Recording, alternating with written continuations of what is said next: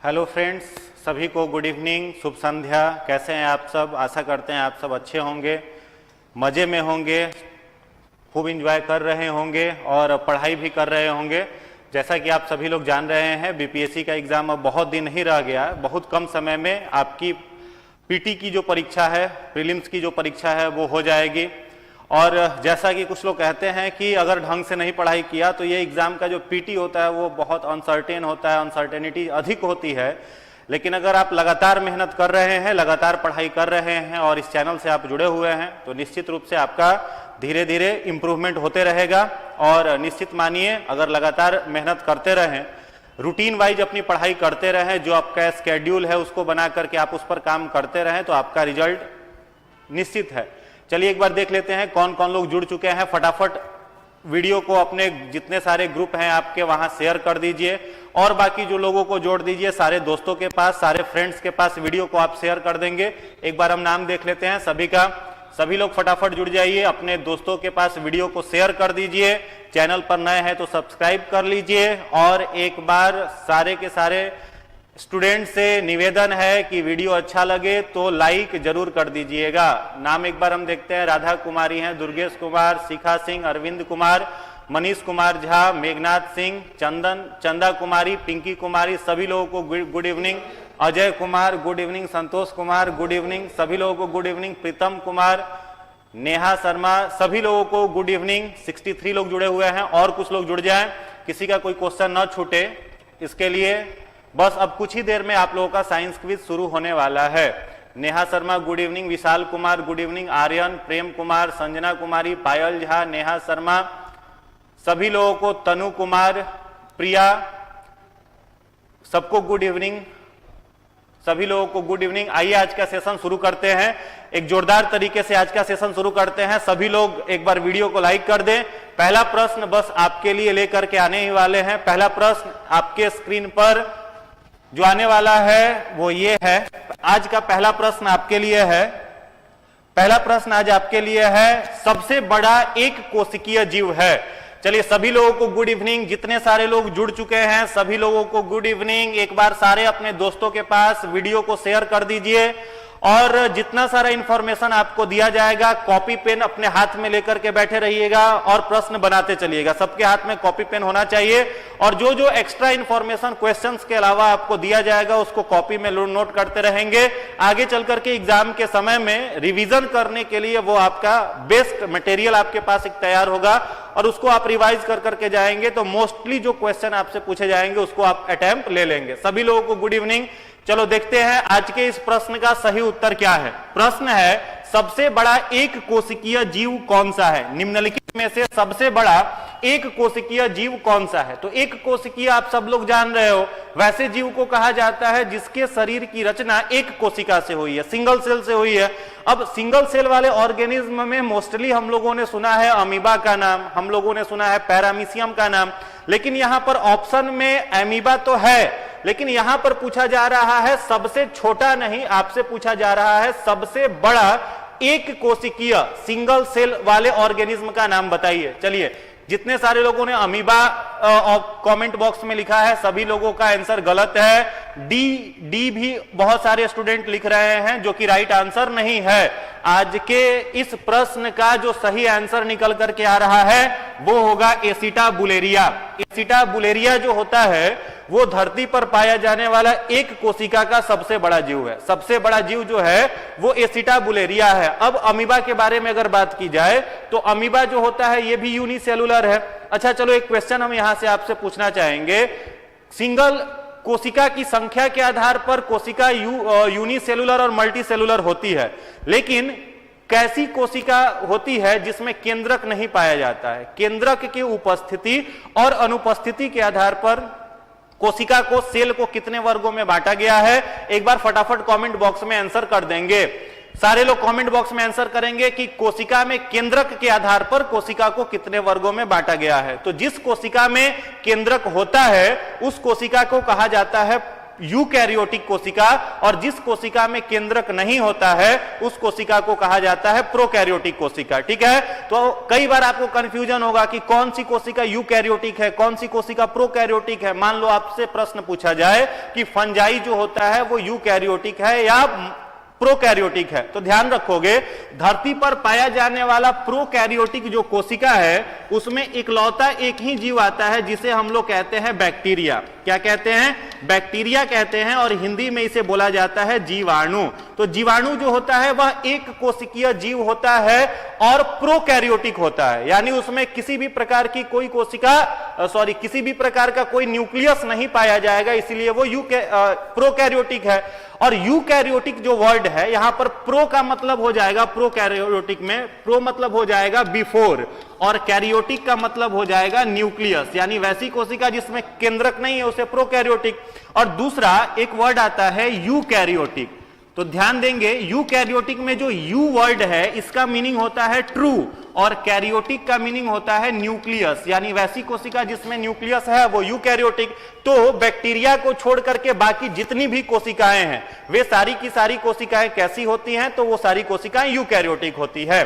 चलो, तो इसका राइट आंसर क्या निकल करके आ रहा है? एसिटाबुलेरिया। अगर मान लो आपसे हम एक प्रश्न पूछते हैं, कमेंट बॉक्स में आप आंसर देंगे, धरती पर पाया जाने वाला सबसे छोटा सेल कौन सा है? Smallest cell on the earth. Answer करेंगे smallest cell on the earth कौन सा है? धरती पर पाया जाने वाला सबसे छोटा कोशिका कौन सा है? फटाफट कमेंट करिए। धरती पर पाया जाने वाला सबसे छोटी कोशिका का नाम, कौन सी कोशिका ऐसी है जो सबसे छोटी होती है, उससे छोटी और कोशिका नहीं हो सकती है? धरती पर पाई जाने वाली सबसे छोटी कोशिका का नाम। चलो, राइट आंसर आने लगा। धरती पर पाई जाने वाली जो सबसे छोटी कोशिका है उस कोशिका को हम लोग कहते हैं PPLO, plain pleuro pneumonia like organism.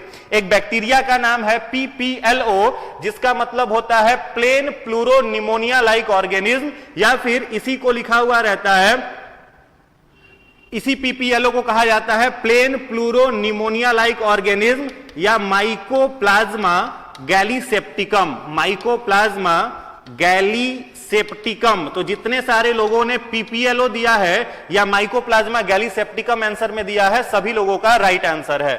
चलिए अगले प्रश्न की तरफ आगे बढ़ते हैं। आज का जो दूसरा क्वेश्चन आपके लिए है, केंद्रक के अलावा कोशिका के किस कोशिकांग में डीएनए पाया जाता है? दूसरा प्रश्न आज आपके लिए है, केंद्रक ध्यान से बनाएंगे। केंद्रक में तो न्यूक्लियस होता है, सारे लोग जान रहे हो, और जिसमें केंद्रक है वो यूकैरियोटिक कोशिका है। अब केंद्रक के अलावा कौन से कोशिकांग में, कौन से सेल ऑर्गेनल में डीएनए पाया जाता है? फटाफट आंसर बताइए। केंद्रक के अलावा डीएनए कौन से कोशिकांग में पाया जाता है? केंद्रक के अलावा डीएनए कौन से कोशिकांग में पाया जाता है? कमेंट करके फटाफट आंसर बताइए। फटाफट कमेंट कर करके आंसर बताते चलिए। चलिए देखते हैं इसका राइट आंसर। देखो, ताराकाय जो है सेंट्रोजोम, इसमें किसी भी प्रकार का कोई केंद्रक नहीं पाया जाता। Very good, very good. जितने सारे लोग डी आंसर कर रहे हैं सबका आंसर सही है। डीएनए जो होता है वो न्यूक्लियस के अलावा और कहां पर होता है? माइटोकॉन्ड्रिया में। और सारे लोग जान रहे हो यह माइटोकॉन्ड्रिया जो है इसको power house of the cell भी कहा जाता है। माइटोकॉन्ड्रिया को हम लोग क्या कहते हैं? Power house of the cell. तथा माइटोकॉन्ड्रिया को ही कहा जाता है site of cellular respiration. Site of cellular respiration यानी कोशिकीय श्वसन का केंद्र। हिंदी में कहें तो इसको कहेंगे कोशिकीय श्वसन का केंद्र भी किसे कहा जाता है? माइटोकॉन्ड्रिया को ही। हर एक कोशिका रेस्पायरेट कहां से करती है? वायवीय श्वसन कहां से होता है कोशिका में? तो वो आंसर निकल करके आएगा क्या? माइटोकॉन्ड्रिया। और न्यूक्लियस के अलावा डीएनए भी इस माइटोकॉन्ड्रिया में पाया जाता है। अब आपसे पूछा जाए गोल्जी बॉडी का फंक्शन क्या है, तो देखो गोल्जी बॉडी का खोज किया था कैमिलियो गोल्जी नामक एक वैज्ञानिक ने, और इस गोल्जी बॉडी का जो मेन फंक्शन होता है वो होता है सेक्रीशन। जो अलग अलग मेटाबोलाइट्स हैं उनको का यह सेक्रीशन करता है। लाइसोजोम के बारे में सारे लोग जान ही रहे हो, इसे लाइसोजोम को बोला जाता है सुसाइडल बैग। लाइसोजोम को बोला जाता है सुसाइडल बैग, आत्महत्या की थैली, लाइसोजोम को कहते हैं सुसाइडल बैग। अब एक प्रश्न अगर आपसे यहां हम पूछें कि लाइसोजोम ठीक है, suicidal bag of the cell है, आत्महत्या की थैली है कोशिका का, अब यह किसी कोशिका को किस प्रकार से मार देता है, कैसे मार देता है? तो याद रखोगे आप कि लाइसोजोम के अंदर में एक स्ट्रॉन्ग प्रोटीन पाया जाता है। उस स्ट्रॉन्ग प्रोटीन का, जिसे एंजाइम भी आप कह सकते हैं, उस स्ट्रॉन्ग प्रोटीन का नाम है एसिड हाइड्रोलेज। उस स्ट्रॉन्ग प्रोटीन का नाम है एसिड हाइड्रोलेज, या फिर कई जगह पर इसे हाइड्रोलाइटिक एंजाइम भी कहते हैं। याद रखेंगे, हाइड्रोलाइटिक एंजाइम, यह एक स्ट्रॉन्ग एंजाइम होता है। और जब कोशिका पर किसी भी प्रकार की मैकेनिकल इंजरीज होती है, यांत्रिक चोट लगता है, तो उसके अंदर का जो लाइसोजोम है वो बस्ट कर जाता है, फट जाता है। और जैसे ही लाइसोजोम फटा, उस लाइसोजोम के अंदर पाया जाने वाला जो एसिड हाइड्रोलेज है वो पूरी की पूरी कोशिका में फैल जाता है और कोशिका के कोशिकांगों को मार करके नष्ट कर देता है और उसकी खुद की कोशिका डेड हो जाती है। इसलिए इस लाइसोजोम को हम लोग कहते हैं सुसाइडल बैग। और इस लाइसोजोम का जिसने खोज किया था, उस वैज्ञानिक का नाम था डी डुवे। कॉपी पेन लेकर के उम्मीद करते हैं आप सभी लोग बैठे होंगे और इतने इंफॉर्मेशन जो आपको एक्स्ट्रा दिया जा रहा है, उन सारे इंफॉर्मेशन को आप नोट करते चलिए। तो लाइसोजोम की खोज किसने करी? डी डुवे ने की। इसको सुसाइडल बैग कहा जाता है। इसमें एसिड हाइड्रोलेज या हाइड्रोलाइटिक एंजाइम नाम के एक ही दोनों कॉमन नेम है। एक स्ट्रॉन्ग एंजाइम पाया जाता है जो मैकेनिकल इंजरीज के कारण बस्ट कर जाता है और अपने ही कोशिकांग को नष्ट कर देता है, मार देता है। चलिए अगले प्रश्न की तरफ आगे बढ़ते हैं। आज का जो तीसरा प्रश्न आपके लिए है, ध्यान से पढ़िए फिर आंसर इसका करेंगे। आज का प्रश्न है, प्रोटीन संश्लेषण में निम्न कोशिकांग में से किसकी भूमिका सबसे अधिक होती है? मित्रों, संश्लेषण जो वर्ड लिखा हुआ है इसका मतलब होता है निर्माण करना, टू बी फॉर्म, ठीक है? तो प्रोटीन का निर्माण करने में कौन सी कोशिकांग का महत्वपूर्ण योगदान है? कौन सी कोशिका ऐसी होती है जो प्रोटीन संश्लेषण का कार्य करती है? चलिए एक बार फटाफट, जितने सारे लोग चैनल पर जुड़ चुके हैं, वीडियो देख रहे हैं, एक बार लाइक कर दें और अपने सारे दोस्तों तक वीडियो को पहुंचा दें। ऐसा निवेदन आपसे, आपके पास जितने भी ग्रुप्स हैं, जो भी आपके मित्र तैयारी कर रहे हैं बीपीएससी का, उन तक यह वीडियो पहुंचे। हम लोगों का जो मेहनत है, इतने सारे कंटेंट और बेस्ट कंटेंट आपके लिए जो हम लोग लेकर के आते हैं, उसका फायदा ज्यादा से ज्यादा लड़कों तक, ज्यादा से ज्यादा लोगों तक पहुंचे।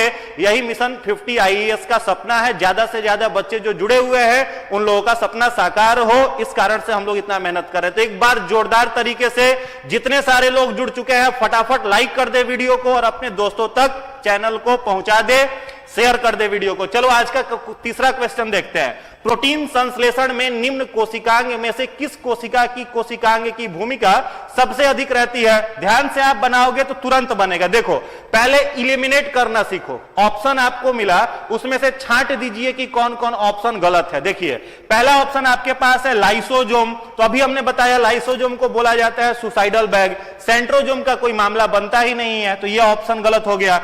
उसके द्रवी जालिका, जिसे हम लोग इंग्लिश में कहते हैं इंडोप्लाज्मिक रेटिकुलम। यह इंडोप्लाज्मिक रेटिकुलम दो प्रकार का होता है। एक होता है रफ इंडोप्लाज्मिक रेटिकुलम, दूसरा होता है स्मूथ इंडोप्लाज्मिक रेटिकुलम। अब यह रफ इंडोप्लाज्मिक रेटिकुलम का क्या मतलब है?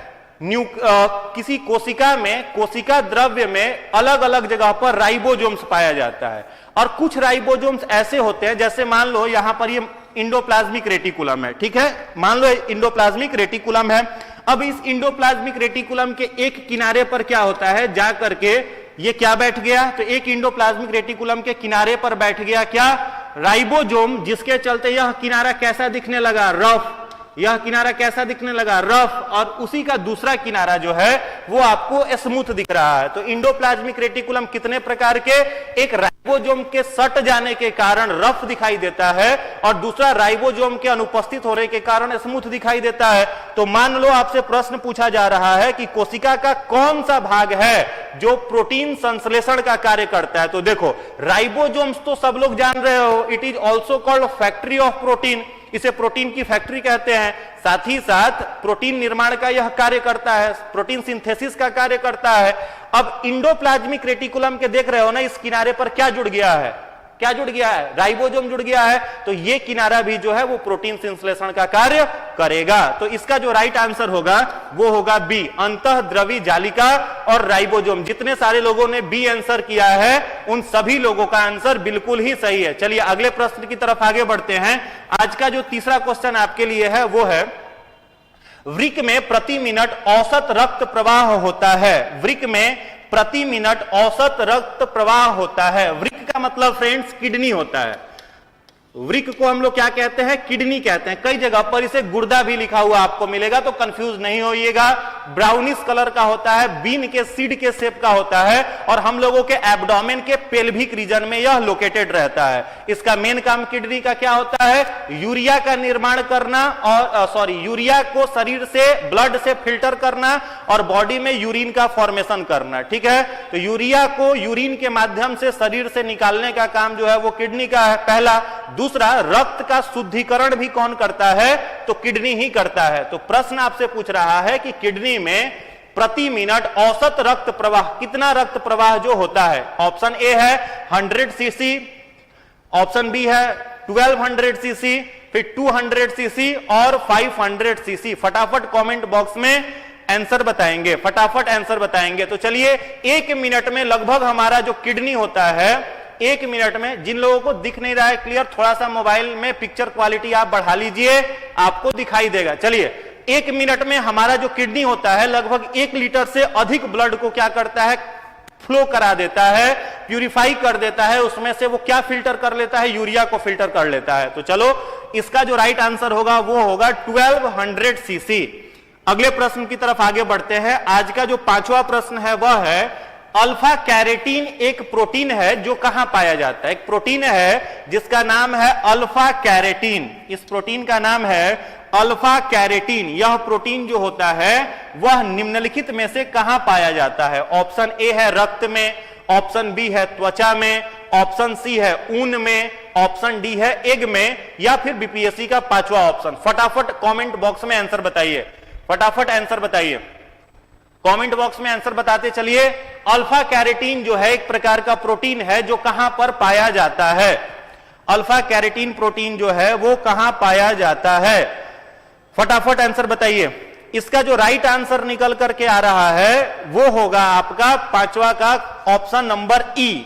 ऑप्शन ई जो है, उपरोक्त में से कोई नहीं जो है वो नहीं होगा, उपरोक्त में से एक से अधिक। देखो, अल्फा कैरेटीन जो है 2 जगह पर पाया जाता है। यह बाल में भी, हम लोगों का जो हेयर है उसमें भी पाया जाता है, हम लोगों के त्वचा में भी पाया जाता है, और मैमल्स से जो ऊन प्राप्त किया जाता है उस मैमल्स के ऊन में भी पाया जाता है। इसलिए जो इसका राइट आंसर हो जाएगा वो हो जाएगा ई। त्वचा में भी है, ऊन में भी है, हम लोगों का बाल जो होता है उसमें भी है। तो इतने जगहों पर यह पाया जाता है। चलो, आज का एक क्वेश्चन आप मेरे तरफ से बताइए, रक्त जो होता है इसमें कौन सा प्रोटीन पाया जाता है? ब्लड में कौन सा प्रोटीन पाया जाता है? चलिए, आपके लिए एक प्रश्न है, ब्लड में कौन सा प्रोटीन पाया जाता है? ब्लड में कौन सा प्रोटीन पाया जाता है? फटाफट एक बार सारे फ्रेंड तक वीडियो को पहुंचा दीजिए, शेयर कर दीजिए। हाँ, शेयर कर दीजिए वीडियो को। और जितने सारे लोग जुड़े हुए हैं, अभी लाइक उतना नहीं है और बहुत सारे लोग चैटिंग में भाग भी नहीं ले रहे हैं। जब तक आप टाइप कर करके कमेंट बॉक्स में आंसर नहीं बताएंगे तब तक फ्रेंड्स आपको याद होने वाला नहीं है याद होने वाला। इसलिए कमेंट बॉक्स में टाइप करिए, आंसर दीजिए, तब इस वीडियो का आपको ज्यादा से ज्यादा लाभ मिलेगा। तो चलो, मैंने प्रश्न पूछा आपसे कि जो हम लोगों का रक्त है उस रक्त में कौन सा प्रोटीन पाया जाता है? रक्त में, तो जानिए रक्त में जो होता है वो कौन सा प्रोटीन हो जाता है? एल्बुमिन नामक प्रोटीन जो होता है वो हम लोगों के ब्लड में पाया जाता है। एक दूसरा क्वेश्चन आपके लिए है कि अंडे के अंदर, एग के अंदर कौन सा प्रोटीन है? विच protein is found in egg? Which protein is found in egg? तो इसका जो राइट आंसर होगा वो होगा ओवलबुमिन। ओवलबुमिन नामक प्रोटीन जो है वो कहां पर पाया जाता है? अंडे के अंदर पाया जाता है, एग के अंदर पाया जाता है। रक्त में पाया जाने वाला प्रोटीन एल्बुमिन, अंडे में पाया जाने वाला ओव्यूलुमिन, त्वचा में और ऊन में पाया जाने वाला प्रोटीन अल्फा कैरेटीन। या फिर प्रश्न पूछते कि बाल में, हेयर में कौन सा प्रोटीन पाया जाता है? तो वहां पर भी कैरेटीन ही राइट आंसर होता है। चलिए, अगले प्रश्न की तरफ आगे बढ़ते हैं। आज का जो पांचवा प्रश्न है आपके लिए, जीवन चक्र की दृष्टि से पौधों का सबसे महत्वपूर्ण अंग कौन सा है? लाइफ साइकिल के विजन से अगर देखा जाए तो पौधों का सबसे महत्वपूर्ण अंग कौन सा है? गुड इवनिंग, जो लोग नए जुड़ रहे हैं सभी लोगों को गुड इवनिंग, सभी लोगों को गुड इवनिंग। फटाफट चलिए अब क्विज में पार्टिसिपेट करिए, भाग लीजिए और इसका आंसर बताइए। क्वेश्चन नंबर 6 आपके स्क्रीन पर है, जीवन चक्र की दृष्टि से लाइफ साइकिल जिसको कहते हैं, उस पॉइंट ऑफ व्यू से पौधों का कौन सा अंग सबसे महत्वपूर्ण होता है? क्या वह फूल है?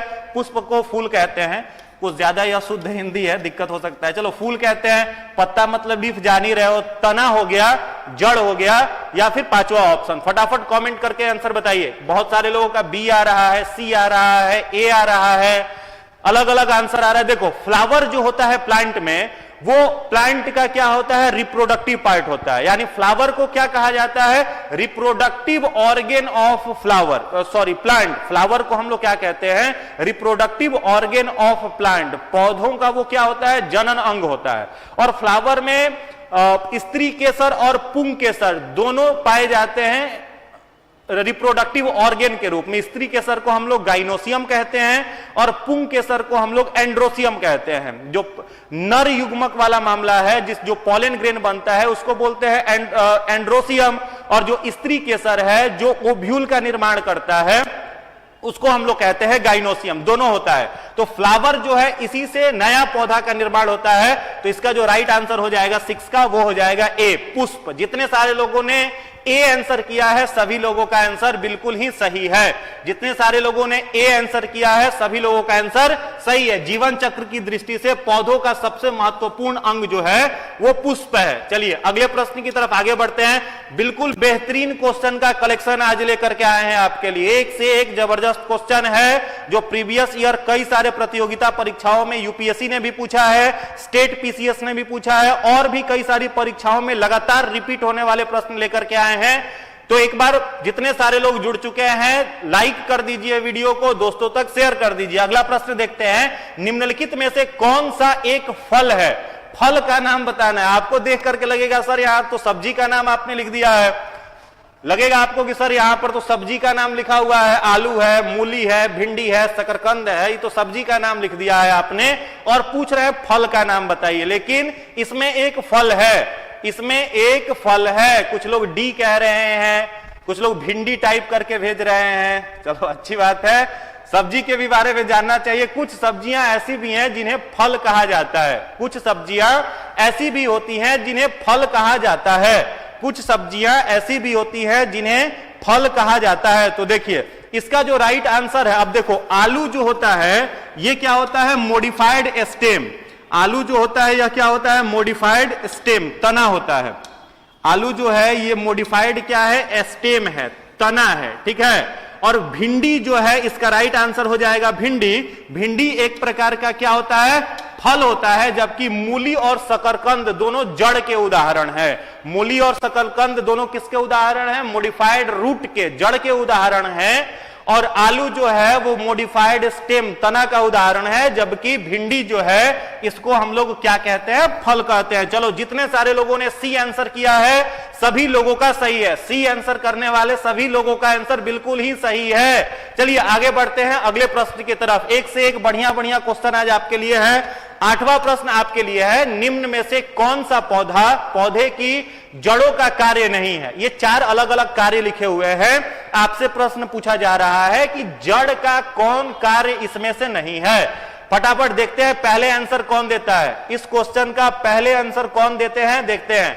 कौन सा पौधों के जड़ों का काम नहीं है? प्रकाश संश्लेषण नहीं है, या जल का अवशोषण नहीं है, या पोषक तत्वों का अवशोषण नहीं है, या पौधों को सहारा देना नहीं है? फटाफट कमेंट बॉक्स में आंसर बताइए। ए लगातार ए आने लगा, लगातार ए आंसर आ रहा है, लगातार ए आंसर आ रहा है। Very good very good very good, वाह मजा आ गया मजा आ गया। बिल्कुल बिल्कुल 8वां जो प्रश्न है, कौन सा पौधों के जड़ों का कार्य नहीं है? तो जड़ का काम क्या नहीं है? प्रकाश संश्लेषण नहीं है। प्रकाश संश्लेषण का जो केंद्र होता है वो क्या होता है? तो लीफ होता है। इस कारण से लीफ को कहा जाता है किचन ऑफ दी प्लांट। अब चलो बाकी के ऑप्शन पर काम करते हैं। देखिए अब यहां पर जो दूसरा ऑप्शन लिखा हुआ है जल का अवशोषण, यह काम किसका होता है? तो जल का अवशोषण करने का काम किसका है? जाइलम नामक ऊतक का है। और यह ऊतक कैसा होता है? तो यह ऊतक डेड ऊतक होता है, मृत कोशिका होती है। दूसरी बात, अगर आपसे पूछे जाइलम जो होता है इसका फ्लो कैसा होता है, मल्टी डायरेक्शनल होता है या यूनि डायरेक्शनल होता है, तो आप क्या कहेंगे? जाइलम का बहाव जो होता है वो एक दिशीय होता है, यूनि डायरेक्शनल। वनली या वाटर को डाउनवर्ड टू अपवर्ड रूट से कैरी करता है और प्लांट के पत्तियों तक पहुंचा देता है। तो जल का अवशोषण पूछा जाए तो क्या बताओगे? जाइलम। जाइलम का फ्लो कैसा होगा? एक दिशीय, यूनि डायरेक्शनल। और जाइलम कैसा ऊतक होता है? डेड होता है। दूसरा है सी ऑप्शन, पोषक तत्वों का अवशोषण। तो देखो पोषक तत्व जो होते हैं वह खनिज लवण होते हैं। तो खनिज लवण जल के साथ जाइलम ही कैरी करके पत्तियों तक पहुंचा देता है। और पौधों को सहारा देना, तो आप लोग अगर टिश्यू चैप्टर, ऊतक चैप्टर पढ़े होंगे तो 3 प्लांट टिश्यू का नाम आपने सुना होगा, पैरेनकाइमा, कॉलेनकाइमा और स्क्लेरेनकाइमा। तो कॉलेनकाइमा जो टिश्यू होता है यह पौधों को क्या देता है? यह पौधों को सहारा देने का काम करता है और पौधों को लचीला प्रदान करता है। पौधों को अगर पूछा जाए पौधे लचीलापन पौधों में होता है, वे लचीले होते हैं तो किसके कारण होते हैं? तो उसका राइट आंसर क्या हो जाएगा? कॉलेनकाइमा हो जाएगा। ठीक है, तो चलिए इतना सारा इंफॉर्मेशन मिला। ये टर्म आप याद रखोगे, अगली बार क्वेश्चन में निश्चित रूप से ये आपसे हम पूछेंगे भी और परीक्षा में कई बार रिपीटेड है। पैरेनकाइमा कहां है? तो पत्तियों में है। कॉलेनकाइमा कहां है? तो पौधों को यह क्या करता है? सहारा भी देता है, लचीलापन भी प्रदान करता है। अगर आपसे पूछते हस्क ऑफ कोकोनट, नारियल का जो छिलका होता है, बाहर का जो कवर होता है, या किसी भी बीज का या नट्स का जो आउटर कवर होता है वो कौन से ऊतक का बना होता है? तब आप इसका आंसर क्या बताओगे? तब उसका आंसर बताओगे आप स्क्लेरेनकाइमा। क्या बताएंगे? स्क्लेरेनकाइमा। किसी भी फल का, जैसे अखरोट खा रहे हो तो उसका आउटर कवर, नारियल आप खा रहे हो तो उसका बाहर का आवरण, ये सब किस ऊतक का बना होता है? तो वो सब बना रहता है स्क्लेरेनकाइमा का। चलिए आज के अगले प्रश्न की तरफ आते हैं। आज का 9वां क्वेश्चन आपके लिए है, यहां टाइफाइड होगा, यहां होगा टाइफाइड। टाइफाइड, टाइफाइड, यहां भी टी बस लगा लो, हो गया। टाइफाइड और कॉलरा, टाइफाइड और कॉलरा विशिष्ट उदाहरण है। 2 बीमारी का नाम आपके स्क्रीन पर लिखा हुआ है, एक है टाइफाइड और एक है कॉलरा। दोनों किससे होते हैं? तो टाइफाइड भी बैक्टीरिया से होता है। माइकोबैक्टीरिया, टाइफाइड का जो बैक्टीरिया है साल्मोनेला टाइफी है। साल्मोनेला टाइफी नामक बैक्टीरिया से क्या होता है?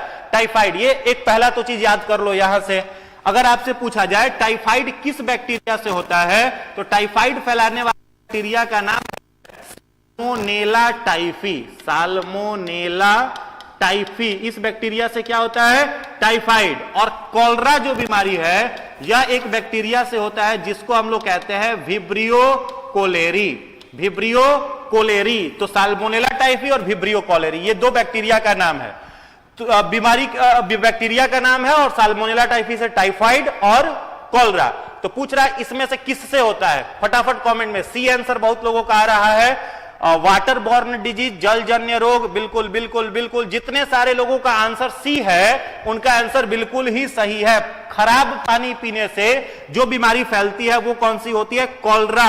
तो इसका जो राइट आंसर हो जाएगा वो हो जाएगा सी, जलजन्य रोग। वायुजन्य तो होगा नहीं, जैसे खराब पानी पीते हो तो टाइफाइड हो जाता है। या फिर आप देखते होंगे कि जहां पर बाढ़ आ जाता है तो गवर्नमेंट वहां पर फूड पहुंचा पाए या ना पहुंचा पाए, लेकिन पानी का बोतल जरूर पहुंचाती है। क्यों पहुंचाती है? ताकि वहां का जो पानी होता है अंडरग्राउंड वाटर वो प्रदूषित हो जाता है।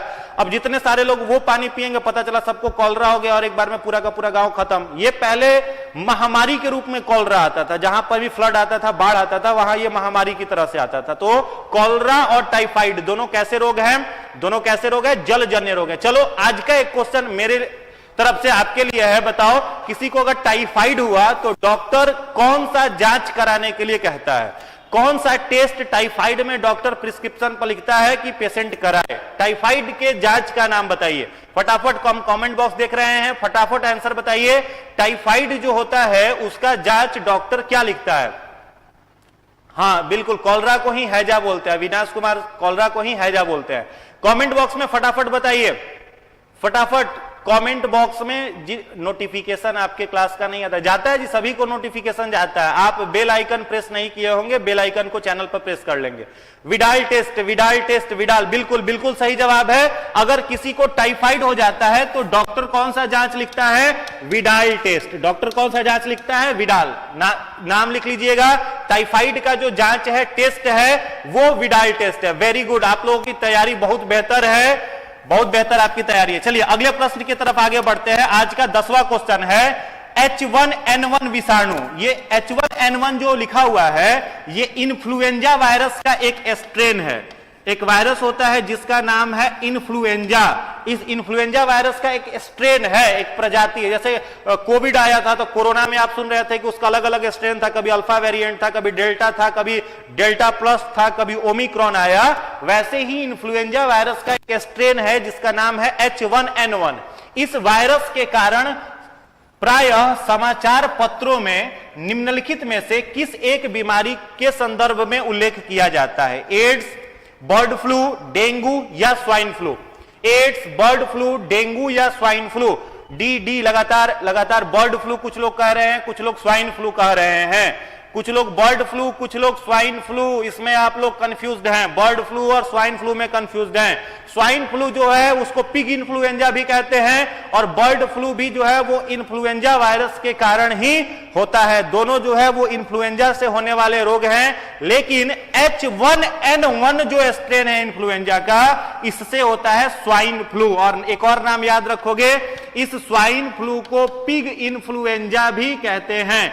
स्वाइन फ्लू को क्या कहते हैं? Pig influenza. चलो एक मेरे तरफ से एक क्वेश्चन है, अगर यहां हम H1N1 न लिखे और लिख देते H5N1 नामक स्ट्रेन से कौन सी बीमारी होगी, तो कमेंट कर करके आंसर बताइए। अगर यहां H5N1 लिखा हुआ रहे तो इस वायरस से कौन सी बीमारी होती है बताएंगे। चलिए फटाफट कमेंट में बताइए, H5N1 वायरस से कौन सी बीमारी होगी? वाह, आप लोग तो कमेंट में चिड़िया भी उड़ा दिए, वेरी गुड।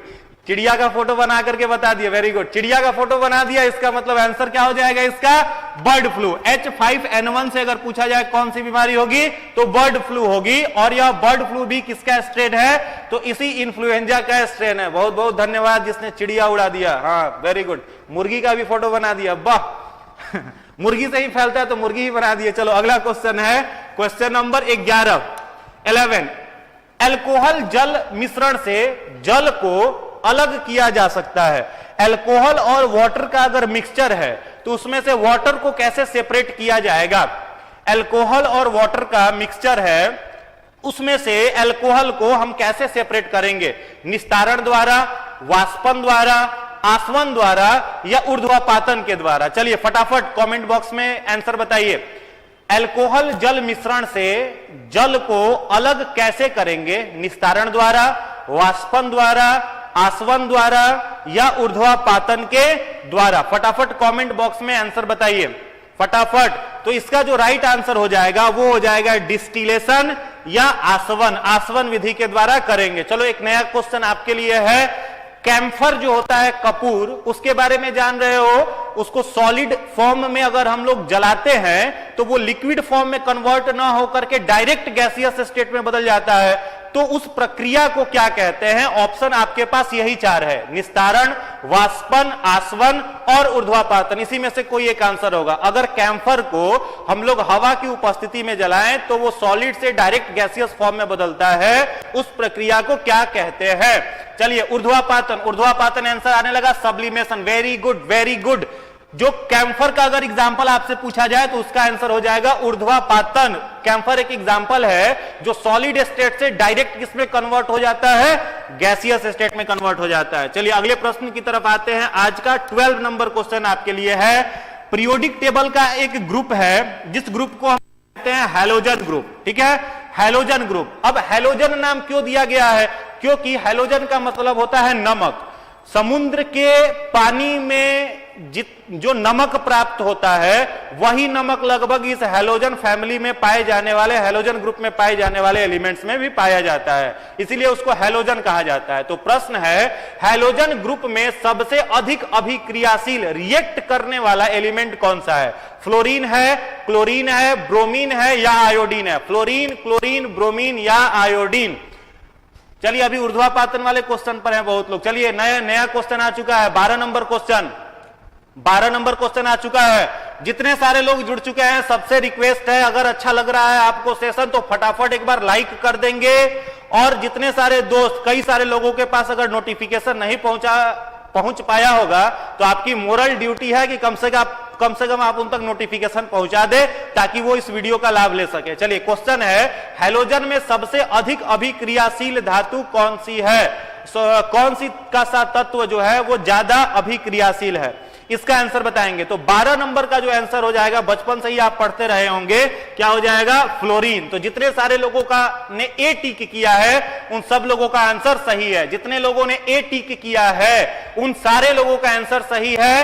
हैलोजन फैमिली में सबसे अधिक अभिक्रियाशील एलिमेंट जो है वो है आपका ऑप्शन ए फ्लोरीन। चलिए अगले क्वेश्चन की तरफ आगे बढ़ते हैं। आज का 13 नंबर क्वेश्चन है, स्वर्णकार जिसे गोल्ड स्मिथ कहा जाता है, गोल्ड स्मिथ, उसके द्वारा प्रयोग में आने वाला एक सॉल्यूशन है जिसको कहते हैं एक्वारेजिया, जो सोना को भी पिघला दे। सोना को भी यह क्या कर सकता है? पिघला सकता है, गला सकता है। जिसका पिघलने का टेम्परेचर बहुत हाई है उसको भी पिघलाने का काम कौन करता है? एक्वारेजिया। ठीक है, तो एक्वारेजिया जो बनता है वह कैसे बनता है? 4 ऑप्शन है, नाइट्रिक अम्ल और सल्फ्यूरिक अम्ल, नाइट्रिक अम्ल और हाइड्रोक्लोरिक अम्ल, सल्फ्यूरिक अम्ल और हाइड्रोक्लोरिक अम्ल, सिट्रिक अम्ल और बेंजोइक अम्ल। फटाफट कमेंट कर करके आंसर बताइए।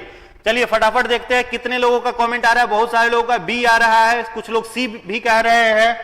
सब लोग कमेंट करेंगे, जितने सारे 437 लोग देख रहे हैं, और इसमें कमेंट जो है वो बहुत कम लोग कर रहे हैं। सब लोग कमेंट करिए, तब जाकर के आपका तैयारी बेहतर होगा। और टाइप करिए आंसर, सी डी जो आप लोग लिख रहे हैं टाइप करोगे तो अधिक याद हो जाएगा। वो टाइप करने के साथ ही याद हो जाता है, मेमोरी जो हमारा होता है उसको कैच कर लेता है। चलिए तो 13 नंबर क्वेश्चन का आंसर बताइए फटाफट।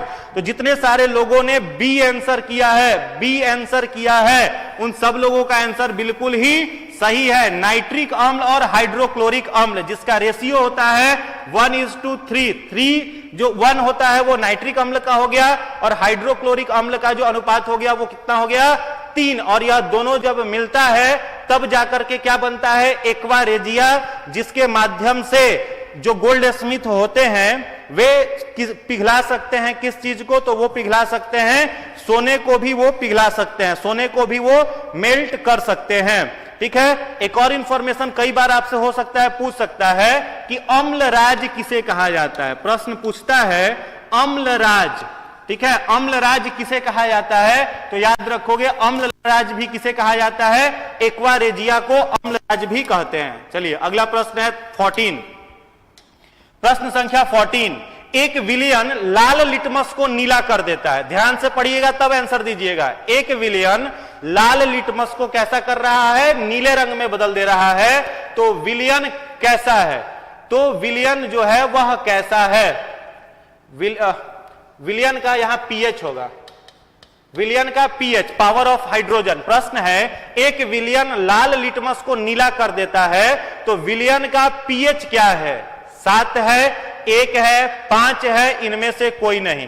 ठीक है, विलियन का आपको पीएच बताना है कितना है अगर वह नीले लिटमस को, लाल लिटमस को नीला कर देता है। सी आंसर बता रहे हैं कुछ लोग, सी आंसर 7 भी कह रहे हैं, 7 भी कह रहे हैं। बस माइनर मिस्टेक आप लोग कर रहे हो। जितने सारे लोग 7 आंसर दे रहे हैं बस थोड़ी सी भूल कर रहे हैं।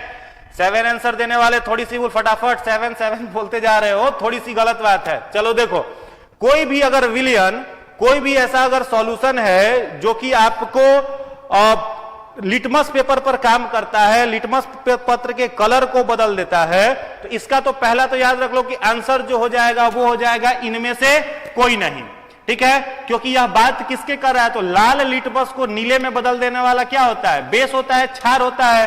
और बेस का पीएच कितना होता है? अगर किसी का पीएच 7 के बराबर हो, 7 के बराबर हो तो वो क्या हो जाएगा? न्यूट्रल। वो क्या हो जाएगा? न्यूट्रल हो जाएगा। अगर किसी का 7 से अधिक हो, 7 से अधिक हो तो वो क्या हो जाएगा? क्षार हो जाएगा। और अगर किसी का पीएच 7 से कम हो तब जाकर के वह क्या हो जाता है? वो हो जाता है एसिड, अम्ल होता है। ठीक है, तो यहां पर बात किसका कर रहा है? बेस का। तो 7 से अधिक पीएच होना चाहिए था, तो ऐसा 7 से अधिक किसी ऑप्शन में नहीं है, तो इसका राइट आंसर हो जाएगा इनमें से कोई नहीं। तो जितने लोगों ने डी आंसर टिक किया है सभी का सही है। जितने सारे लोगों ने डी आंसर टिक किया है सबका सही। देखो 7 के बराबर शुद्ध जल का पीएच 7 है, वो न्यूट्रल होता है। 7 से अधिक पीएच है तो वो क्षार होगा, 7 से कम पीएच होगा तो एसिड होगा। यहां पर बात बेस की हो रही थी, इसलिए राइट आंसर इसका जो हो जाएगा वो हो जाएगा इनमें से कोई नहीं। क्वेश्चन नंबर 15 पर आइए। अगला प्रश्न आपके लिए है, गोताखोरों के सांस लेने संबंधित क्रिया में उपयोग की जाने वाली गैसें हैं। कोई गोताखोर, जिसे डाइवर हम लोग कहते हैं, डाइवर जो देखते हो कि समुद्र में गैस सिलेंडर लेकर के पानी में उतर जाता है, घूमते रहता है, अंदर में सर्च करता है, तो वो जो डाइवर होते हैं वो अपने गैस सिलेंडर में कौन कौन से गैस लेकर के जाते हैं? भाई ये तो कंफर्म है कि ऑक्सीजन लेकर के जाएगा। ऑक्सीजन लेकर के नहीं जाएगा, मामला वहीं खत्म, विकेट उसका वहीं गिरेगा। तो ऑक्सीजन तो लेकर के जाएगा, इट इज कंफर्म। लेकिन ऑक्सीजन के साथ और क्या लेकर के जाएगा? ऑप्शन ए है ऑक्सीजन और नाइट्रोजन, ऑक्सीजन और हीलियम, ऑक्सीजन और आर्गन, ऑक्सीजन और नियॉन। एक बार कमेंट देखते हैं, कुछ लोग बी कह रहे हैं ऑक्सीजन और हीलियम, ऑक्सीजन और हीलियम, फटाफट ऑक्सीजन और helium. Very good, very good. जितने सारे लोगों ने ऑक्सीजन और हीलियम कहा है, ऑक्सीजन और हीलियम, उनका आंसर जो है वो बिल्कुल ही सही है। ऑक्सीजन और हीलियम ये दो गैसें डाइवर के सिलेंडर में पाई जाती हैं। चलो एक मेरे तरफ से एक क्वेश्चन आपसे है कि इलेक्ट्रिक बल्ब में कौन सा गैस पाया जाता है? इलेक्ट्रिक बल्ब में कौन सा गैस पाया जाता है? तो इलेक्ट्रिक बल्ब में कौन सा गैस हो जाएगा? आर्गन। आर्गन जो है यह कहां पर पाया जाता है? बल्ब में। आर्गन जो है यह किस चीज में पाया जाता है? तो बल्ब में पाया जाता है। वैसे ही नियॉन जो गैस है ये टेस्टर में पाया जाता है। टेस्टर जिससे आप लोग इलेक्ट्रिसिटी चेक करते होंगे, उस टेस्टर में कौन सी गैस है? नियॉन है। या फिर जो चमकीला लाइट देखते हैं, ब्राइट लाइट देखते हैं, उस चमकीले लाइट में भी कौन सा गैस होता है? तो नियॉन गैस ही होता है। चमकीले लाइट में नियॉन गैस, टेस्टर में, यहां पर ब्राइट लाइट लिख देते हैं, आपको याद हो जाएगा। ब्राइट लाइट जो चमकीला रंग देखते हैं, लाइट देखते हैं, प्रकाश, उसमें नियॉन है। साथ ही साथ किसमें? तो टेस्टर में भी कौन सी गैस होती है? नियॉन होती है। वहीं पर आर्गन जो होता है वो बल्ब में होता है। चलो अगले प्रश्न की तरफ आगे बढ़ते हैं। आज का 16 क्वेश्चन है, अष्टक नियम जिसे ऑक्टेव रूल कहते हैं, यह अष्टक नियम किसने दिया था? डाल्टन ने दिया था, डोब्रेनर ने दिया था, मेंडलीव ने दिया था, या न्यूलैंड ने दिया था? या न्यूलैंड, यहां पर होगा न्यूलैंड, या न्यूलैंड ने दिया था। चलिए फटाफट फटाफट देखते हैं कितने सारे लोग, जितने लोग जुड़े हुए हैं सब लोग अपने फ्रेंड्स तक शेयर कर देंगे, वीडियो को शेयर कर देंगे, और भी उससे मोटिवेशन हम लोगों को भी मिलता है, हम लोग भी और बेहतर क्वेश्चन आपके लिए लेकर के आते हैं। चलिए तो एक बार इसका आंसर देंगे। अष्टक नियम जो है इसके प्रतिपादक कौन थे? डाल्टन थे, डोब्रेनर थे, मेंडलीव थे, या न्यूलैंड थे? चलिए आंसर बताइए। प्रश्न संख्या 16 डी। तो इसका राइट आंसर जो हो जाएगा वो क्या हो जाएगा? डी। वेरी गुड, जितने अधिकांश लोगों का आंसर डी है। ठीक है, ऑक्टेव रूल जो था वो किसने दिया था? न्यूलैंड ने। अब चलो एक क्वेश्चन है जिसका आंसर इसी में है, father of modern periodic table, who is known as father of modern periodic table. Periodic table के जनक किसे कहा जाता है? चलिए कमेंट कर करके आंसर बताएंगे। पीरियोडिक टेबल के जनक किसे कहते हैं? पीरियोडिक टेबल के जनक, father of periodic table, father of periodic table किसे कहते हैं? फटाफट कमेंट कर करके आंसर बताइए। फादर ऑफ पीरियोडिक टेबल किसे कहा जाता है? तो फादर ऑफ पीरियोडिक टेबल हम लोग किसे कहते हैं? चलिए आंसर आने लगा।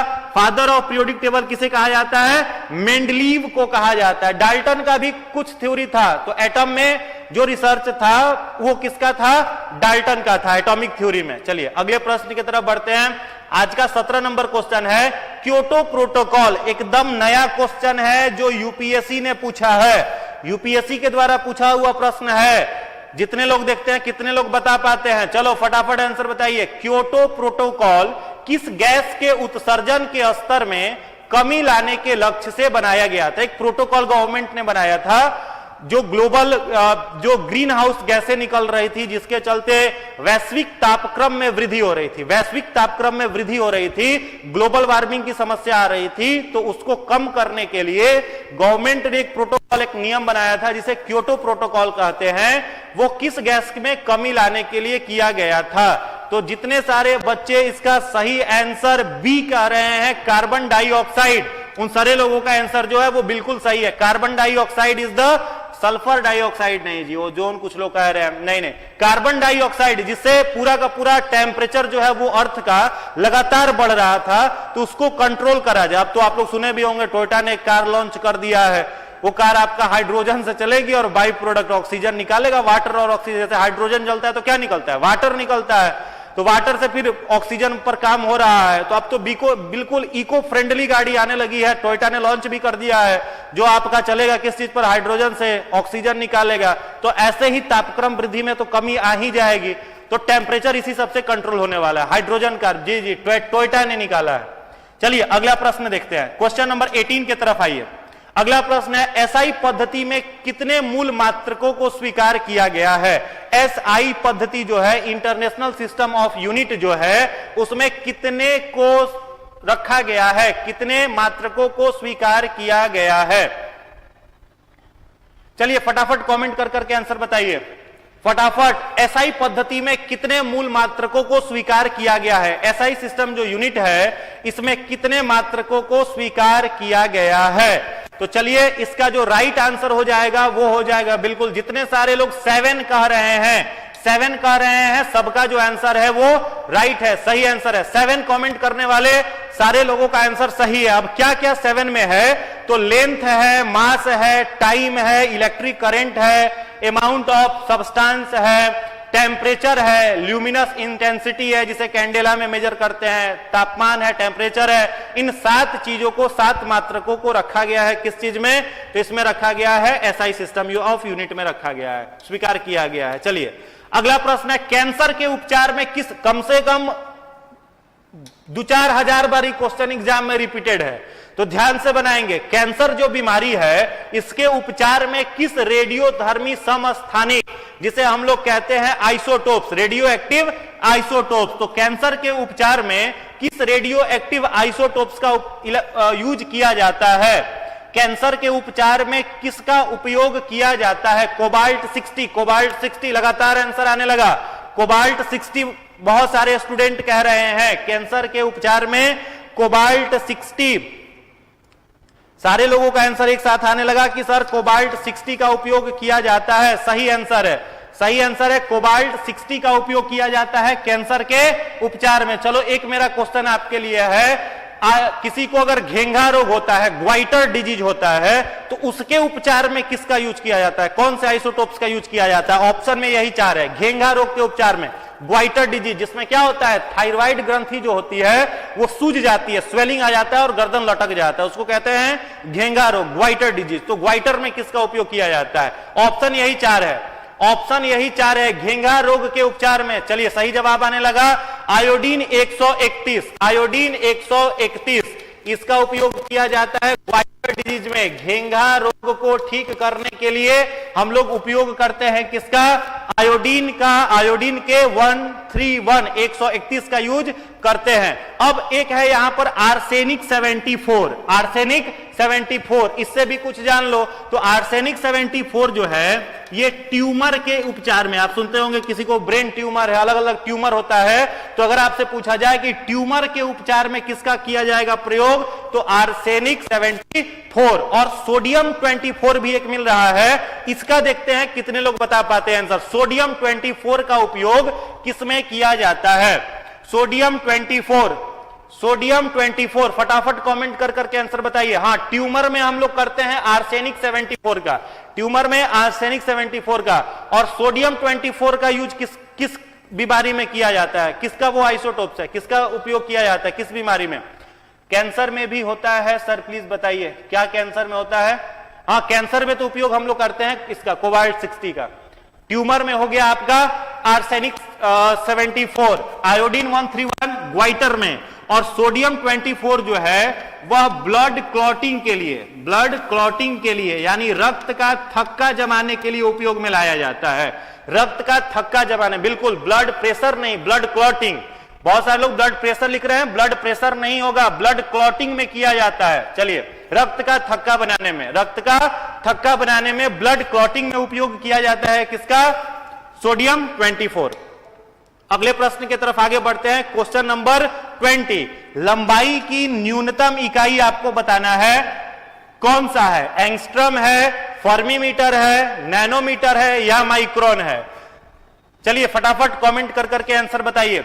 लंबाई जो होता है लेंथ, उसका सबसे न्यूनतम मतलब सबसे छोटा इकाई, लंबाई को आप कहोगे मीटर में नहीं, तो मीटर तो बड़ा इकाई हो गया, सबसे छोटा इकाई जो होता है लंबाई का, लेंथ का, वो इसमें से क्या है? एंगस्ट्रम है, फर्मीमीटर है, नैनोमीटर है या माइक्रोन है?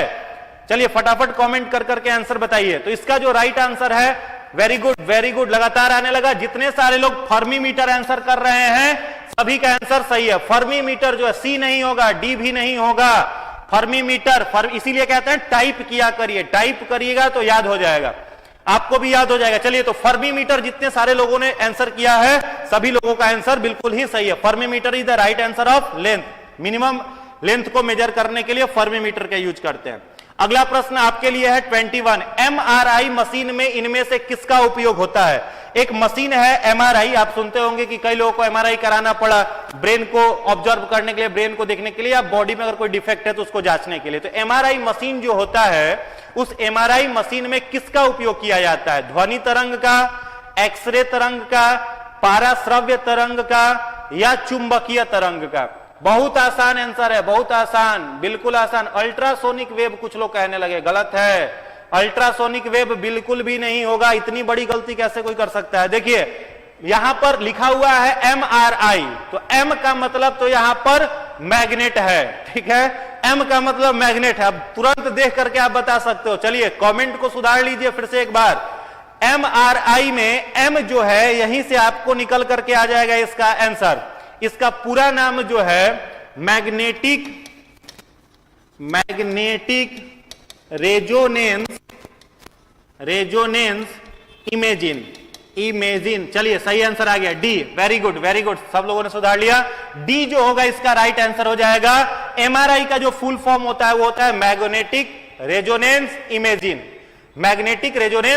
चलो सबका सही है। अगले प्रश्न की तरफ आगे बढ़ते हैं। 22, प्रश्न संख्या 22, टेस्ला किसकी इकाई है? Tesla is the unit of, Tesla जो है वो किसकी इकाई है? विद्युत क्षेत्र का, चुंबकीय क्षेत्र का, विद्युत प्रवाह का या चुंबकीय प्रवाह का? Tesla is the unit of electric field, magnetic field, electric current, magnetic flux. ठीक है, इन चारों में से कोई एक आंसर होगा, इसमें पांचवा ऑप्शन नहीं जाएगा, चारों में से ही होगा। तो हमने हिंट कर दिया, फटाफट आंसर बताइए। टेस्ला जो है वो इसमें से किसका इकाई है? तो टेस्ला जो है, वेरी गुड, चुंबकीय क्षेत्र, बिल्कुल सही है। जितने सारे लोगों ने मैग्नेटिक फील्ड आंसर करा है सभी का सही है। अगला प्रश्न है 23, लास्ट में हम पूछेंगे कि किसका कितना नंबर आया, तो जोड़ करके बताना भी है। चलिए अगला प्रश्न आपके लिए है, हीमोफीलिया किस प्रकार का रोग है? एक बीमारी है जिसका नाम है हीमोफीलिया, डिजीज का नाम है। इस बीमारी में क्या होता है, किसी का हाथ पैर कट गया तो खून का थक्का नहीं जमता, ब्लड क्लॉट नहीं होता, उसको हीमोफीलिया कहते हैं। सूजन वगैरह भी शरीर में आने लगता है। तो हीमोफीलिया रोग जो है वो किस प्रकार का रोग है? धातु रोग है, अनुवांशिक रोग है, स्त्री रोग है या गठिया रोग है? हीमोफीलिया में क्या होता है? चलिए, हीमोफीलिया में क्या होता है? अनुवांशिक रोग है, बिल्कुल सही जवाब है। जितने लोगों ने अनुवांशिक कहा है सभी का आंसर सही है। एक जेनेटिकल डिसऑर्डर है क्या? हीमोफीलिया। चलिए अगले प्रश्न की तरफ आगे बढ़ते हैं। अंतरिक्ष में भेजा गया भारत का पहला उपग्रह, रिपीटेड क्वेश्चन है, चलिए फटाफट इसका आंसर दीजिए। जेनेटिकल डिसऑर्डर हो गया हीमोफीलिया, बिल्कुल जेनेटिकल डिसऑर्डर होता है हीमोफीलिया। अगला प्रश्न है आपके लिए, अंतरिक्ष में भेजा गया भारत का पहला उपग्रह, उपग्रह मतलब सैटेलाइट, लिखा हुआ है नीचे, इंग्लिश में लिखा हुआ है, उपग्रह मतलब सैटेलाइट। सैटेलाइट जो भारत के द्वारा अंतरिक्ष में पहला भेजा गया था उसका नाम बताना है। आर्यभट्ट, सही आंसर आने लगा, आर्यभट्ट। सी बी जो लोग कह रहे हैं गलत है, बी नहीं होगा। हाँ चलिए सही है, आर्यभट्ट जो है वो भारत का पहला उपग्रह है जिसे अंतरिक्ष में भेजा गया था। Aryabhata is the right answer. Apple वगैरह तो ऐसे ही नहीं होगा यार, ऐसे ही आप याद कर लोगे, भारत के आर्यभट्ट थे तो पहला उपग्रह वही होगा। चलिए अगला प्रश्न आपके लिए है, निम्नलिखित में से ऐसे प्राणी की पहचान कीजिए जिसमें रक्त नहीं होता है। यहां थोड़ा सा मिसप्रिंट है, जिसमें रक्त नहीं होता है, जिसमें रक्त नहीं होता है लेकिन वह श्वसन करता है। एक ऐसे ऑर्गेनिज्म का नाम बताना है जिसमें ब्लड नहीं है फिर भी वो रेस्पिरेशन करता है। चलो फटाफट आंसर बताओ। हाइड्रा, हाइड्रा कुछ लोग कह रहे हैं, कुछ लोग अमीबा कह रहे हैं, कुछ लोग मछली भी कह रहे हैं। सी आ रहा है आंसर, डी भी आ रहा है। चलिए देखते हैं इसका आंसर, देखते हैं। निम्नलिखित में से ऐसी प्राणी की, ऐसे ऑर्गेनिज्म की पहचान करनी है जिसमें ब्लड नहीं है। तो ब्लड का क्या काम है, देखो रेस्पिरेशन में ब्लड का क्या काम है। तो ब्लड में एक पिगमेंट होता है रेड कलर का जिसको हीमोग्लोबिन कहते हैं, और हीमोग्लोबिन किस में होता है, आरबीसी में। और हीमोग्लोबिन होने के कारण ही आरबीसी का एक नाम दिया गया है इरिथ्रोसाइट्स, रंगीन कोशिका। और रंगीन कोशिका हीमोग्लोबिन होने के कारण ही आरबीसी ब्लड के अंदर, आरबीसी के अंदर ऑक्सीजन कैरी कर करके अलग अलग कोशिकाओं में पहुंचाता है। तो अगर आपसे पूछे रक्त का कौन सा भाग ऑक्सीजन, कार्बन डाइऑक्साइड और न्यूट्रिएंट्स इनका परिवहन करता है, और ऑप्शन में दिया हुआ रहे आरबीसी, डब्ल्यूबीसी, प्लेटलेट्स और प्लाज्मा, तो आप किसे टिक करेंगे, तो आप टिक करेंगे सीधे किसको, आरबीसी को। ठीक है, तो यहां पर प्रश्न पूछ रहा है रक्त नहीं है फिर भी श्वसन होगा। तो देखो मछली में रक्त होता है ना, तिलचट्टा में रक्त, कॉकरोच में, तो कहोगे रक्त तो नहीं होता, लेकिन मारने पर तिलचट्टा को देखना व्हाइट कलर का एक फाइबर्स निकलता है जिसे हम लोग हीमोसियानिन कहते हैं। ठीक है, क्या कहते हैं, हीमोसियानिन, तो वो उसमें है, व्हाइट ब्लड उसको हम लोग कह सकते हैं। हीमोसियानिन कॉकरोच में भी है। केचुआ में ब्लड से रिलेटेड पिगमेंट इसमें भी पाया जाता है, अर्थवर्म में भी। और हाइड्रा जो होता है इसका राइट आंसर हो जाएगा जिसमें ब्लड नहीं है। तो जितने सारे लोगों ने डी आंसर टिक किया है उन सभी का आंसर सही है, हाइड्रा इसका राइट आंसर होगा। अगले प्रश्न पर आते हैं, निम्न में से किसके द्वारा पेनिसिलिन का उत्पादन संभव है।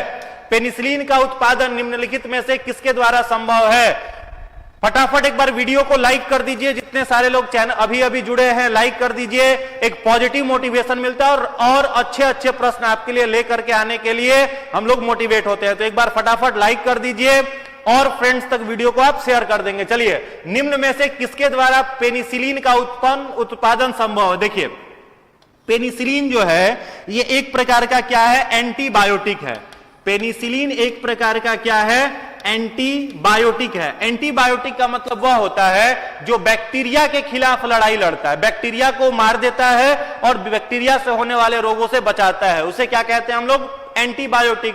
तो एक प्रकार का एंटीबायोटिक है। सबसे पहला एंटीबायोटिक याद करोगे, फर्स्ट एंटीबायोटिक जो धरती पर बना था वो कौन बना था, तो पेनिसिलिन बना था। किससे बना था, तो एक फंजाई से बना था जिसका नाम था पेनिसिलियम। क्या नाम था, पेनिसिलियम। पेनिसिलियम नामक फंजाई से बना था। ठीक है, और यह पेनिसिलियम नामक फंजाई की खोज जिस वैज्ञानिक ने की थी उनका नाम था अलेक्जेंडर फ्लेमिंग। उनका नाम था अलेक्जेंडर फ्लेमिंग। तो चलिए इतना सारा इंफॉर्मेशन मिला, तो इसका जो राइट आंसर होगा, सवाल तो होगा नहीं, पौधा बैक्टीरिया होगा नहीं, बैक्टीरिया से तो खुद मारता है ये, तो इसका जो राइट आंसर हो जाएगा वो हो जाएगा फफूंद और फंगस। तो जितने सारे लोगों ने सी आंसर टिक किया है सभी का सही है, जितने सारे लोगों ने सी आंसर टिक किया है सभी का सही है। चलो ये भी इंफॉर्मेशन याद रखोगे, सबसे पहला एंटीबायोटिक पेनिसिलियम नामक फंजाई से खोजा गया था, इसकी खोज की थी अलेक्जेंडर फ्लेमिंग ने। चलिए अगला प्रश्न है 27। जीवाणु जनित रोग नहीं है। जीवाणु का मतलब बैक्टीरिया, जीवाणु का मतलब बैक्टीरिया। निम्नलिखित में से कौन बैक्टीरिया से होने वाली बीमारी नहीं है। ऑप्शन ए है टेटनस, लेप्रोसी, प्लेग, इन्फ्लुएंजा। चलिए फटाफट कमेंट करिए, फटाफट देखते हैं, फटाफट एक बार कमेंट कर दीजिए, देखते हैं कितने सारे लोग इसका आंसर दे पाते हैं। चलिए डी आंसर आने लगा, डी। कुछ लोग बी कह रहे हैं, कुछ लोग डी बी, लेप्रोसी दोनों कह रहे हैं, लेप्रोसी भी कह रहे हैं। लेप्रोसी तो बैक्टीरिया से होता है, माइकोबैक्टीरियम लेपेरी से लेप्रोसी होता है। इन्फ्लुएंजा कुछ लोग कह रहे हैं, कुछ लोग ए भी कह रहे हैं, ए डी लगातार कंफ्यूजन बना हुआ है। चलो देखते हैं, टेटनस जो है, टेटनस ये किससे होने वाला रोग है, बैक्टीरिया से। इसके कॉजेटिव एजेंट का नाम है माइकोबैक्टीरियम टिटेनी या बैसिलस टिटेनी। माइकोबैक्टीरियम टिटेनी याद रखेंगे।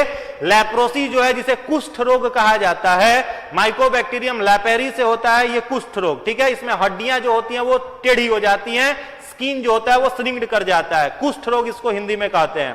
प्लेग जो होता है वो चूहा वगैरह अगर काट लिया या उसका जूठा खा लिया तो प्लेग हो गया, तो बैसिलस पेस्टिस नामक बैक्टीरिया से होता है। तो ये भी किससे हो गया आपका, बैक्टीरिया से हो गया। और बैसिलस पेस्टिस से प्लेग होता है, इसका नाम है बैसिलस पेस्टिस। तो ये भी क्या है, एक प्रकार का बैक्टीरिया है। और इन्फ्लुएंजा इसका राइट आंसर हो जाएगा। इन्फ्लुएंजा रोग जो है वो वायरस से होता है, ठीक है। तो जितने सारे लोगों ने डी आंसर टिक किया है सभी लोगों का सही है, डी आंसर टिक करने वाले सभी लोगों का सही है। प्रश्न संख्या 28 पर आते हैं। 28 है, ऑक्सीजन संचरण का मानव शरीर में सही क्रम क्या है। ऑक्सीजन हम लोगों के शरीर में किस प्रकार से आगे बढ़ता है, ऑक्सीजन का ट्रांसपोर्ट किस सीरीज में हम लोगों के बॉडी में होता है। ऑप्शन ए है रक्त फेफड़ा उत्तक, बी है उत्तक रक्त फेफड़ा, फेफड़ा रक्त उत्तक सी है, डी है रक्त उत्तक फेफड़ा। चलिए कमेंट करके फटाफट आंसर बताइए। कुछ लोग सी कह रहे हैं, कुछ लोग डी कह रहे हैं। सी डी में कंफ्यूजन बना हुआ है, डी सी लगातार इसी में कंफ्यूजन है। चलिए प्लेग भी कुछ लोग कह रहे हैं, अभी तक प्लेग में ही हैं आप। चलिए क्वेश्चन नंबर 28 देखो, ऑक्सीजन संचरण का मानव शरीर में सही क्रम क्या है। तो सबसे पहले ऑक्सीजन कहां पर आएगा, फेफड़ा में आएगा, फेफड़ा के बाद कहां जाएगा, रक्त में जाएगा, रक्त के बाद कहां पहुंचेगा, टिश्यू में पहुंचेगा। ये तो उल्टा हो गया, पहले रक्त में कहां से चला जाएगा, तो ये तो गलत हो गया। उत्तक में पहले कहां, ये भी गलत हो गया।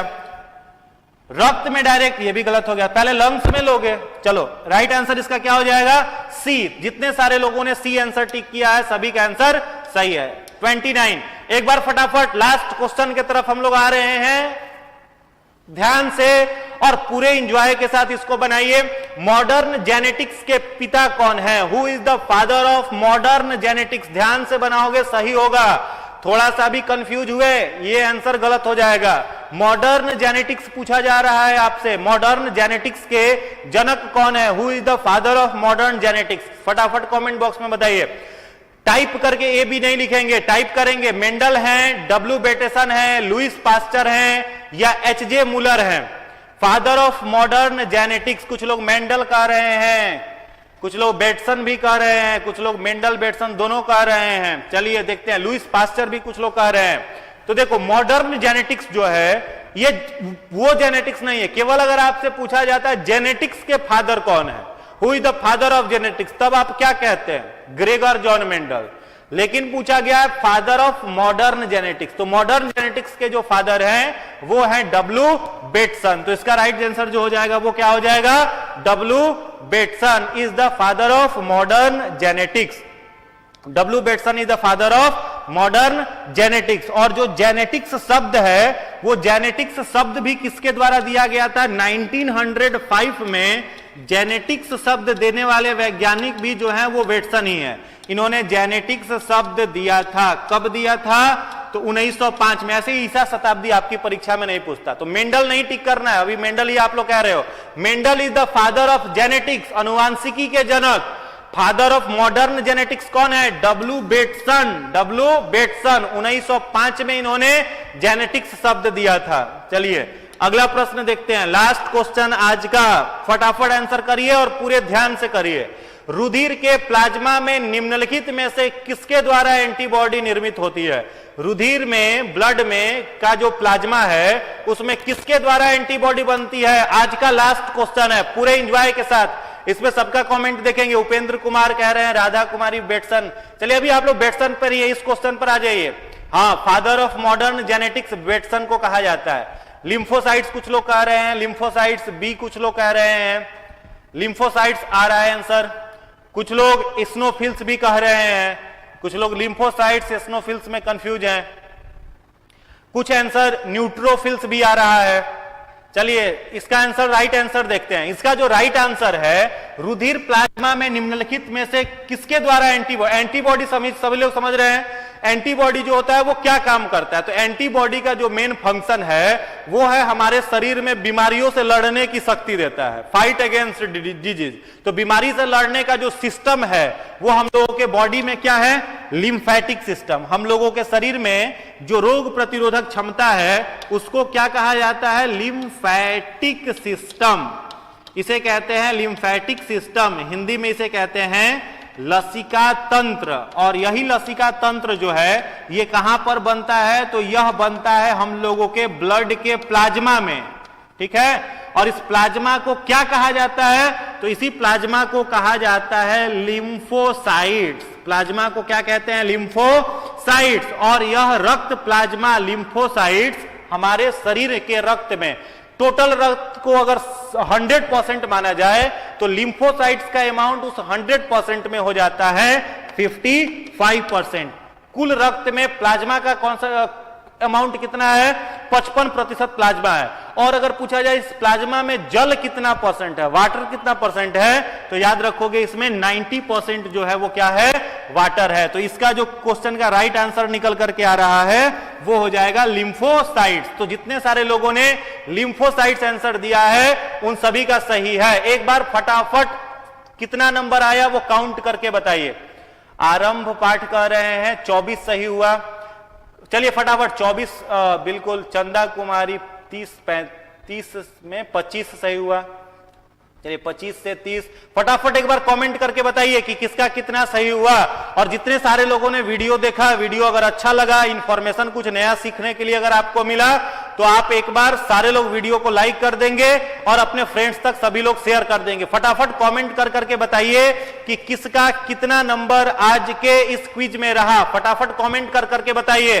और दिनकर ने बहुत खूबसूरत लाइन युवाओं के लिए लिखा है, विद्यार्थियों के लिए लिखा है, जिसको पढ़ करके एक बार फिर से नए सिरे से पूरे उत्साह के साथ काम करने का उत्साह जगता है। दिनकर ने लिखा है विद्यार्थियों और युवाओं के लिए, पत्थर सी हो मांसपेशियां, फौलादी भुजदंड है। ध्यान से सुनिएगा, पत्थर सी हो मांसपेशियां। मांसपेशियां कैसी होनी चाहिए? पत्थर सी, मजबूती होनी चाहिए, मन भी मजबूत हो, शरीर से भी पूरा फिट रहे। तो कहा है दिनकर ने, पत्थर सी हो मांसपेशियां, फौलादी भुजदंड भय, नस नस में हो आग लहर सी, तभी जवानी पाती जाए। चलिए तो आज के सेशन को यहीं पर खत्म करते हैं। जितने लोगों को आपको अगर अच्छा लगा होगा लाइक करेंगे, चैनल को सब्सक्राइब करेंगे, दोस्तों तक आगे शेयर करेंगे, और किसका कितना नंबर आया उसको आप लोग कमेंट बॉक्स में लिख देंगे। सभी लोगों को बहुत बहुत धन्यवाद। आपका भविष्य उज्जवल हो, खूब आगे बढ़े, खूब तरक्की करें। इन्हीं शुभकामनाओं के साथ आप सभी को बहुत बहुत धन्यवाद।